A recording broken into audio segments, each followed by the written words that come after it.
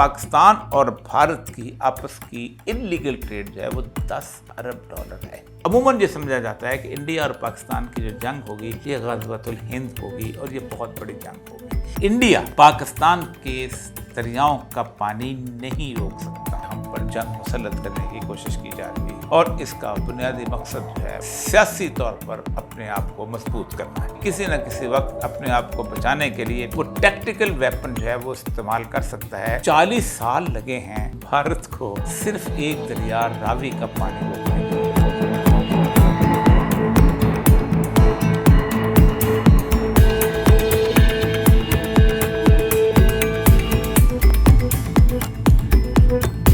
रहमतुल्लाहि व सल्ली अला रसूलिल करीम बिस्मिल्लाहिर्रहमानिर्रहीम रब्बि इश्रह ली सदरी व यस्सिर ली अमरी वहलुल उक़दतम मिन लिसानी यफ़क़हू क़ौली सदक़ल्लाहुल अज़ीम। मुख़ातिब हज़रात, पहलगाम वाक़े को तकरीबन 2 हफ़्ते गुज़र चुके हैं। इस दौरान दोनों मुल्कों ने एक दूसरे के साथ सफ़ारती तल्क़ात कम किए, एक दूसरे को डराया धमकाया और ख़ास तौर पे अपने अवाम को, दोनों मुल्कों के सरबराहों ने और सियासी क़यादत ने अपने अवाम को ये बावर कराने की कोशिश की कि बस अब जंग आई कि आई। उधर से ये दावा था कि हम पाकिस्तान को सबक सिखा के रहेंगे। पाकिस्तान बड़े अपने आप को तुर्रम खान समझता है कि वो दहशतगर्दी फैला सकता है।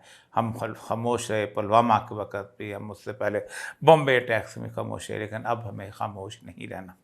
जबकि पाकिस्तान की तरफ से ये दावा था कि ये एक फॉल्स फ्लैग ऑपरेशन है और ये ख़ास तौर पे हम पर जंग मुसल्लत करने की कोशिश की जा रही है और इसका बुनियादी मकसद जो है वो एक सियासी तौर पर अपने आप को मजबूत करना है। 15 दिन गुजरने के बाद और एक ज़बरदस्त किस्म की जंग की सूरत हाल कभी यूं कभी यूं कभी यूं करते हुए, कभी अमेरिका बीच में बयान दे रहा है, कभी चाइना बीच में बयान दे रहा है, कभी तबसरा निगारों की चांदी हो रही है, कभी तराने बनाए जा रहे हैं, कम अपनी पुरानी तारीख दोहराई जा रही है कि हमने ये किया, हमने ये किया। दोनों मुल्क जो थे वो एक ऐसी कैफियत के अंदर नज़र आ रहे थे जिसे हम वॉर फ्रेंडली कहते हैं। लेकिन जो जानने वाले हैं वो यही समझते थे कि ये एक, जिसे कहते हैं जज्बात की एक रिमझिम है कि जो चली आ रही है। अगर कहीं थोड़ा बहुत मामला हुआ भी तो वो फिर एक किस्म का वहाँ पर हो गया जिसे हम सर्जिकल स्ट्राइक्स कह सकते हैं, जो पहले भी इंडिया ने दावा किया था कि हमने की थी और पाकिस्तान ने उससे इनकार कर दिया था। जब मामला बड़ी जंग से सर्जिकल स्ट्राइक पे उतर आए तो उसको एनालाइज करना पड़ेगा कि ये जो दोनों मुल्क हैं जो एक तवील अरसे से अपना बहुत ज़्यादा बजट जो है वो अपनी फ़ौज पर खर्च करते हैं और बार बार इस तरह की फरमाइशें की जाती हैं कि हमारा दिफा यहाँ कम है, हमें इतने पैसे दिए जाए, हमारा दिफा इतना यहाँ कम है, इतने पैसे दिए हैं। ये क्या एक बड़ी जंग करने के मुतहम्मल हो सकते हैं? और अगर नहीं हो सकते तो फिर ये अब सब कुछ जो है हर 3-4 साल के बाद ऐसा क्यों होता है? पहली बात तो ये है कि मुतहम्मल होना जो है ये बात की बात है। जंगें जो हैं वो ना तो साजो सामान से जीती जाती हैं और ना जंगें जो हैं वो अब तो सूरत हाल ये ना मैन पावर से जीती जाती हैं। जंगें बुनियादी तौर पर अब जज्बों से जीतने की दुनिया है और जज्बे भी वो जो कि एक प्रॉपर फ़ौज से के नहीं बल्कि उन लोगों के जो कि जज्बे हुर्रियत के साथ अपने मुल्क, अपने ख़ित्ते को आज़ाद करवाने के लिए आगे बढ़ रहे हों या फिर वो किसी आला अरफा रूहानी और मजहबी मकसद के लिए जंग लड़ रहे हों। इसकी मिसालें 2 हैं।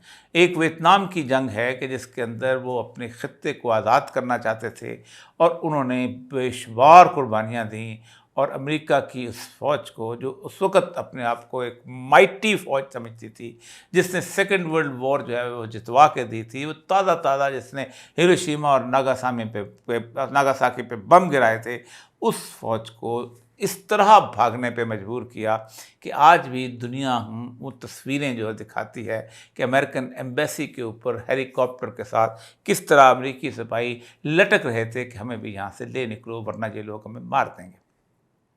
दूसरी जंग जो है इसी अपना सूरत हाल में अफ़गानिस्तान की थी कि जो उन्होंने जीती और 20 साल के अंदर उन्होंने ये साबित किया कि कोई भी ख़ित्ता अगर वो आज़ादी और हुर्रियत के परवानों से जैसे कहते हैं माला माल है, तो फिर उस पर काबू नहीं पाया जा सकता, बेशक 48 मुल्क क्यों ना हो। तो इस वक्त जो जो दोनों अफवाज जो हैं वो अगर दोनों लड़ने पे आएंगी, तो इसकी एक बात तो तय है कि दोनों अफवाज के सरबराहों को, उनके वज़ीर आज़मों को, उनकी सियासी क़यादत को पूरी दुनिया जो है बड़े आराम से बिठा सकती है।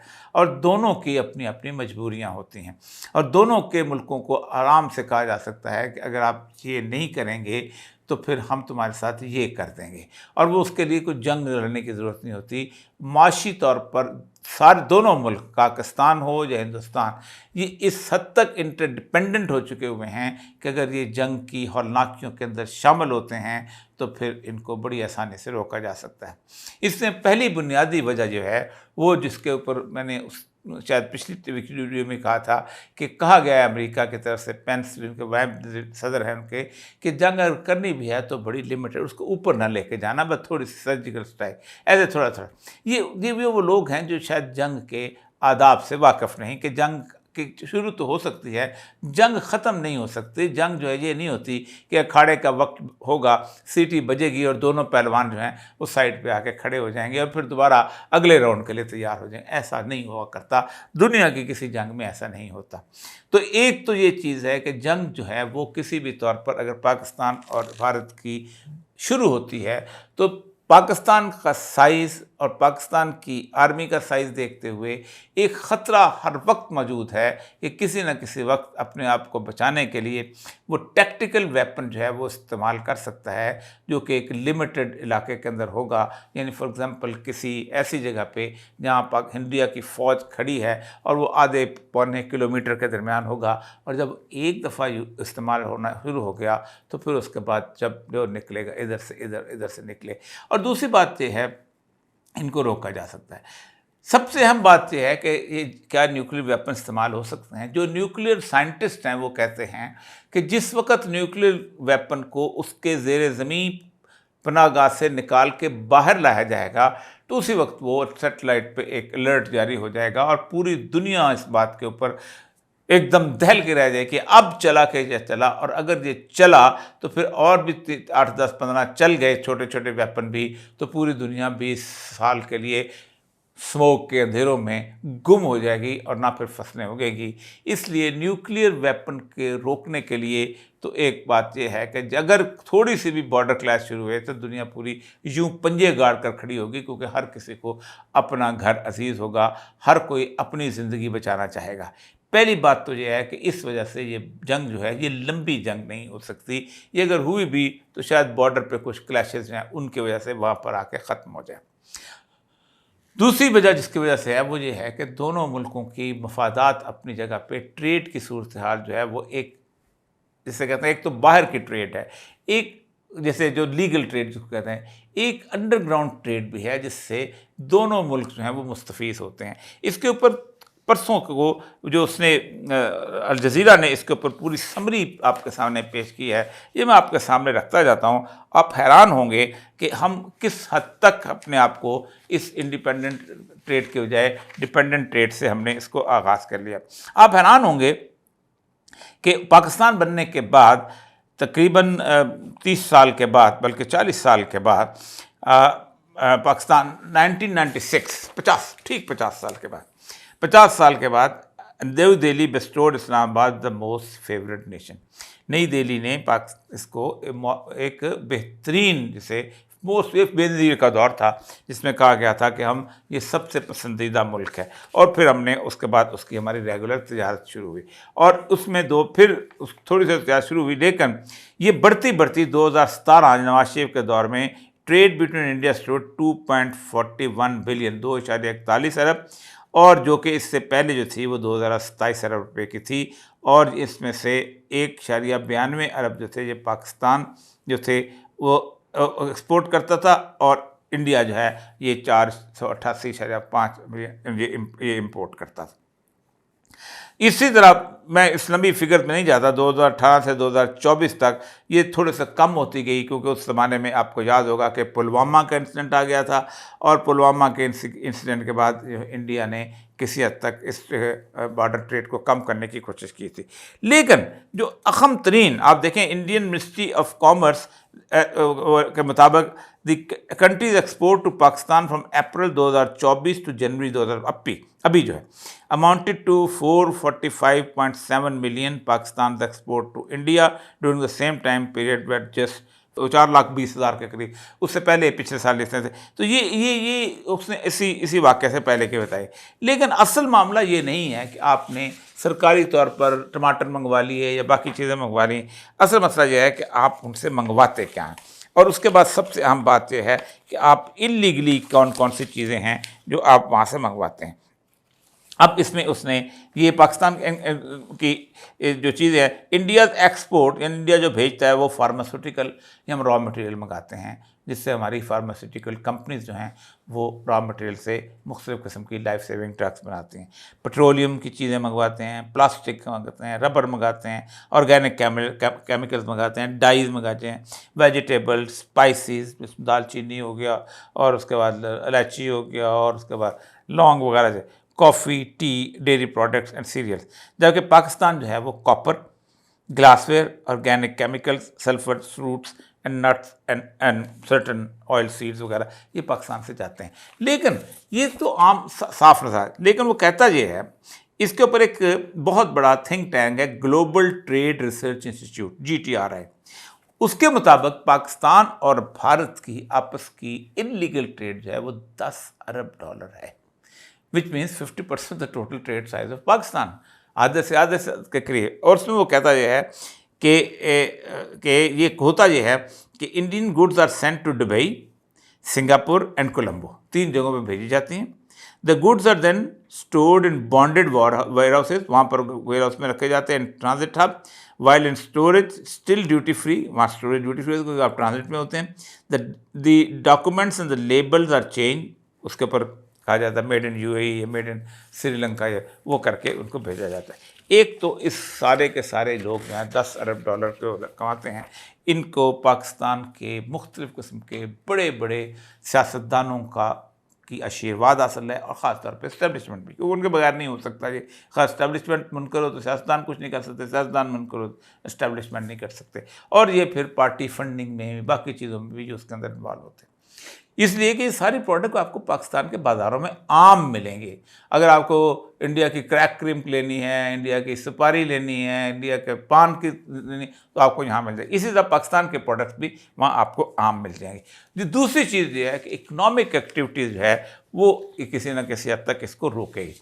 तीसरी अहम चीज़ जिसके बारे में हम 2-3 दिन से डिस्कस करते चले आ रहे हैं कि अमेरिका एंड चाइना कॉन्फ्लिक्ट, क्योंकि अमेरिका बुनियादी तौर पर चाहता है कि किसी न किसी हद तक गिलगित बल्तिस्तान के इलाके में कहीं ना कहीं थोड़ी सी जंग जो है वो हो जाए, एक अलार्म बज जाए, और उस अलार्म के अंदर अगर इंडिया थोड़ा सा जो इलाका कब्जा करता है तो कर ले, या पाकिस्तान को करता है तो कर ले, कोई रास्ता बनने। इसलिए कि एक बात तो तय है कि जो इलाके जो हैं जंग के दौरान कब्जा कर लिए जाते हैं वहाँ वापस नहीं जाया जाता। जैसे आपको याद होगा कि 1971 में सारी चीज़ें वापस चली गई थी, लेकिन छंबर जौड़ियाँ का जो इलाका है वो वापस नहीं गया था, क्योंकि वो अब लाइन ऑफ कंट्रोल के अंदर इस तरफ आ गया था। 65 में भी छंबर जौड़ियाँ का इलाका आ गया था, और अखनूर तक हम नहीं पहुँच पाए थे, उसकी एक लंबी कहानी।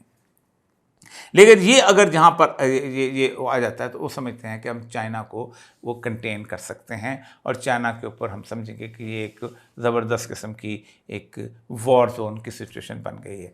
लेकिन चाइना अब 370 के बाद इसको एक वो नहीं मानता, एक अब डिस्प्यूटेड एरिया कहता है कि आपने, इंडिया ने अपनी सरहद एक्सटेंड कर ली है, मेरा तो डिस्प्यूटेड एरिया, मेरे तो तुम बॉर्डर पे आके बैठ गए हो, इसलिए मैं नहीं मैं अब ये लड़ाई नहीं होने दूंगा। और उसके लिए लद्दाख का इलाका और गिलगित बल्तिस्तान का इलाका बहुत अहम, इसीलिए दोनों मुल्क फूंक फूंक कर कदम रखना चाहते हैं। चाइनीज सपोर्ट इस वक्त पाकिस्तान को, जो इस वक्त अंडरग्राउंड इन 15 दिनों के अंदर हासिल हुई है, उसने गेम का नक्शा बदल के रख दिया है, और 10 दफ़ा सोचा जा रहा है कि क्या किया जाए और क्या ना किया जाए। इस तरह इंडिया भी 50 दफ़ा सोचना चाह रहा है कि अगर हम इस जंग के अंदर इन्वॉल्व होते हैं तो हमें नुकसान क्या होगा, और अगर हम इस जंग के नहीं इन्वॉल्व होते तो उसका नुकसान क्या होगा।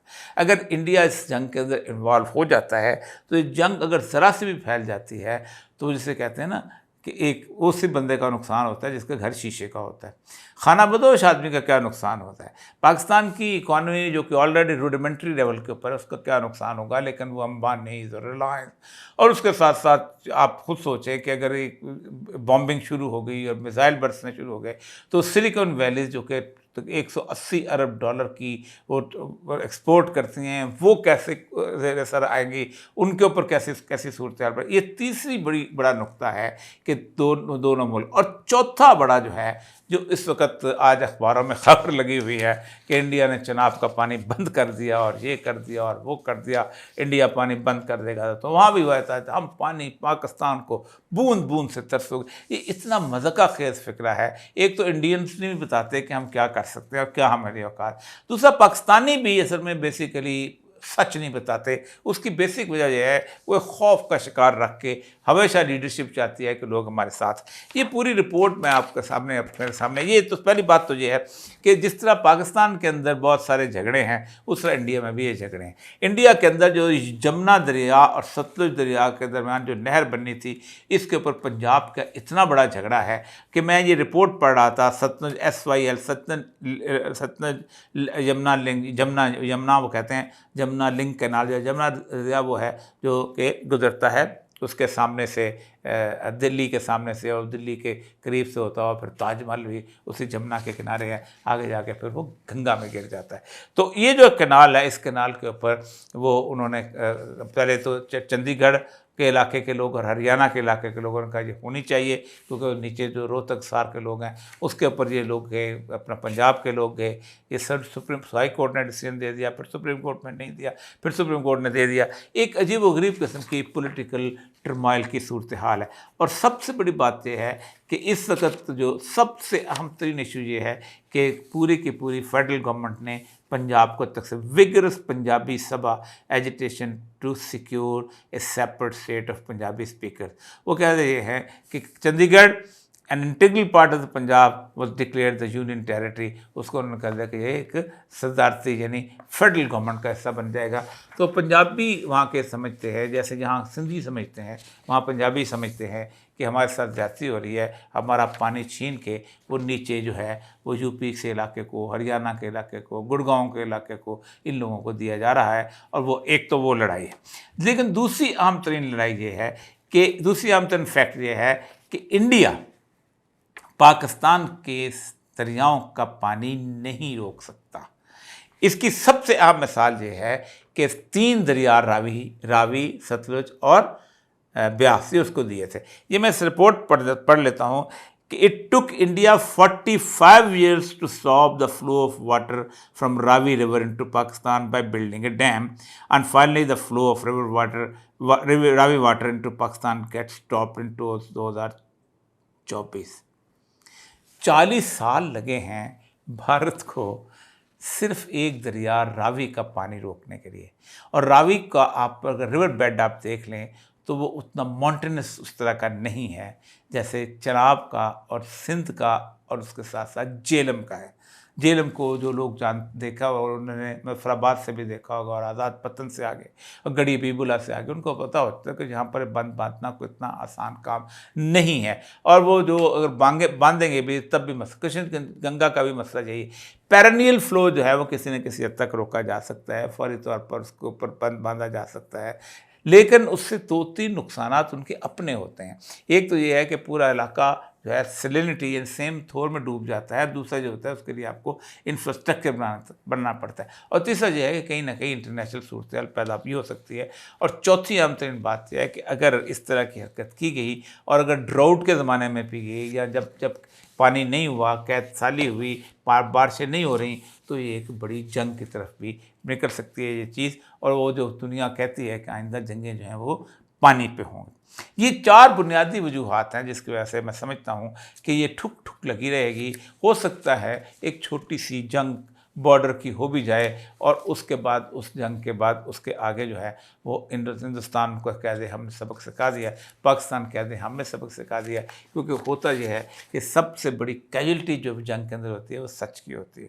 लेकिन सबसे अहम तरीन बात वो है कि जो रसूल अकरम सल्लल्लाहु अलैहि वसल्लम की वो हदीस है। अमूमन ये समझा जाता है कि इंडिया और पाकिस्तान की जो जंग होगी ये ग़ज़वतुल हिंद होगी और ये बहुत बड़ी जंग होगी। लेकिन तमाम तर अहादीस से जो जो अंदाज़ा होता है, जो बार बार मैंने कहा है कि ग़ज़वतुल हिंद जो है वो उस वक्त आएगा कि जब मुसलमान जो हैं वो बैतुल मक़दस पे कब्ज़ा कर चुके होंगे, और उस वक़्त एक आलमी जंग का माहौल होगा, और ऐन मुमकिन है कि हिंदुस्तान जो है वो पाकिस्तान पर हमला कर दे। और फिर पाकिस्तान का चूँकि इलाका, खुरासान का इलाका सारा जो है उस वक़्त मुसलमानों की बादशाहत में आ चुका होगा, और बैतुल मक़दस में इमाम मेहदी का जो है एक हुकूमत कायम हो चुकी होगी। तो ऐन मुमकिन है कि उस वक़्त ये सूरत हाल हो, हमला करे, तो फिर इमाम मेहदी, क्योंकि कहा हदीस कहती है कि बैतुल मक़दस से एक बादशाह हिंद से लड़ने के लिए भेजेगा। अब इस दौरान जो दूसरी हदीस अगर साथ मिला लें कि ख़राब सिंध मिन हिंद व ख़राब हिंद मिन सीन, कि चीन जो है वो इंडिया को तबाह करेगा और इंडिया जो है वो सिंध के इलाके के ऊपर ख़राबी पैदा करेगा, तो ऐन मुमकिन यही है, क्योंकि आप सल्लल्लाहु अलैहि वसल्लम की हदीस है कि बादशाहों को जकड़ के लाएगा। तो हो सकता है इंडिया के उस वक़्त तक इससे बखरे हो चुके हों और वहाँ से वो आखिरी मार्का जो है वो बरपा हो, और वो कहते हैं कि वो लश्कर यहीं पर रहेगा और दज्जाल क़यामत तक रहेगा। तो इस तरह भी एक रसूल अकरम की हदीस की रोशनी में भी बड़ी किसी जंग का कोई ख़ासा नहीं नज़र आता। अलबत्ता जंग के बादल छटने लगे हैं, जंग की इम्कानात कम होने लगे हैं, तो हालात दोनों मुल्कों के फिर दोबारा वैसे के वैसे होते चले जा रहे हैं। पिछले दिनों नोशकी से उन्होंने 3 मज़दूरों को अगवा किया है, और उसके साथ साथ तकरीबन 6 के करीब लोगों को उन्होंने बाकायदा उसको अगवा भी किया है, और उसके साथ वो जो फोर्सेस के लोग थे, मेरे ख्याल नेवीज़ के थे, उनकी बाकायदा उन्होंने तस्वीरें भी शाया की हैं BLA के लोगों ने, और वो जो मुख्तलिफ इलाके से मंगूचर से उन्होंने उतार के किया है। इसी तरह जो सिंध के लोग हैं उन्होंने भी दोबारा अपना मसला उठाना शुरू कर दिया। तो क्या हम सिर्फ उसी वक्त मुत्तहिद हो सकते हैं जब जंग हम पर मुसल्लत हो, या शायद हमको हमारे दुख भुलाने के लिए जंग की याद दिलाई जाती है? वैसे ही जैसे परिंदों को बच्चे अपने चील के डर से अपने परों तले समेट लेते हैं, क्या इस मुल्क से मोहब्बत करने के लिए हर वक्त कोई चील हमारे ऊपर मंडलाती रहनी चाहिए? वाखिर दावाना अल्हम्दुलिल्लाह रब्बिल आलमीन।